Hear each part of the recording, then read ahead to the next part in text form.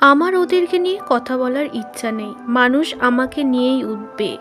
এবার গৌতম সাহা ও বারিশা হককে ধুয়ে দিলেন অপু বিশ্বাস।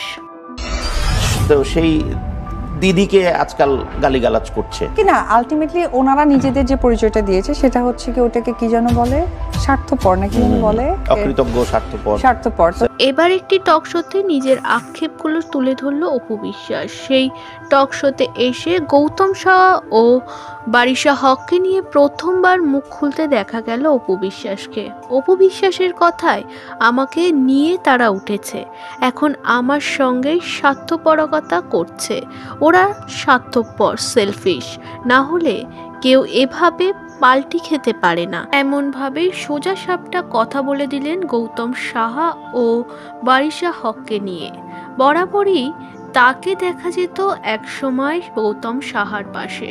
গৌতম সাহা অনেক বড় কোরিওগ্রাফার, একথা একদম সত্যি। তবে অপু বিশ্বাসের হাত ধরেই যে মানুষ তাকে চিনেছে এটাও সত্যি। কিন্তু এখন অপু বিশ্বাসকে ছেড়ে বুবলির পাশে দেখা যায় কোরিওগ্রাফারকে। এই বিষয়টিকে পুরোপুরি মানতে পারেননি অপু বিশ্বাস, সেজন্যই তাকে নিয়ে এবার এ ধরনের কথা বললেন। বেশ কিছু ভিডিওতে এখন দেখা যাচ্ছে শুধুই বুবলির পাশে গৌতম সাহা, বারিশা হক। একদমই উল্টো পথ ধরেছে তারা, আর একা পথে হাঁটছেন অপু বিশ্বাস। ঢালিউড ছেড়ে এবার আসি টলিউডে। ধন্যবাদ মহান উক্তির জন্য। ওশ বাবাকে মিস করে না, সন্তান প্রসঙ্গে শ্রীময়ীকে উত্তর পিঙ্কির। নিজের ছবির প্রচারে সন্তান সন্তান সন্তান রাজ চক্রবর্তীর কণ্ঠে। মঙ্গলবার এই ছবির বিশেষ স্ক্রিন শেয়ারে উপস্থিত ছিলেন কাঞ্চন, শ্রীময়ী। সদ্য তাদের পরিবারে এসেছে সন্তান। মেয়ে কৃষভীর নামে অজ্ঞান বাবা কাঞ্চন, এমনটাই জানিয়েছে বর্তমান স্ত্রী শ্রীময়ী। তবে কাঞ্চনের আরও এক সন্তান রয়েছে, সে ওশ। কাঞ্চন ও পিঙ্কি বন্দ্যোপাধ্যায়ের ছেলে 6-এ পড়ে। ছেলের বয়স 10 বছর। সেই সময় বিচ্ছেদ হয় কাঞ্চন পিঙ্কি। তার মাস কয়েকের মধ্যে নতুন করে শ্রীময়ীর সঙ্গে ঘর বেঁধেছেন উত্তরপাড়ার বিধায়ক অভিনেতা।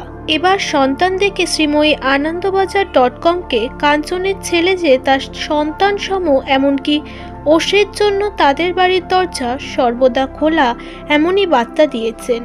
এমনকি ছেলেকে যে বাবা মিস করেন সেটাও স্পষ্ট জানিয়েছেন। শ্রীময়ী এমন অনুভূতির পাল্টা উত্তর দিল পিঙ্কি। পিঙ্কির কথায় ছেলে এখন বয়ঃসন্ধিতে পা দিয়েছে। ও সমাজ মাধ্যম খুললেই কাঞ্চন, শ্রীময়ী ও তাদের নতুন সন্তানকে নিয়ে চর্চা শুনতে পায়।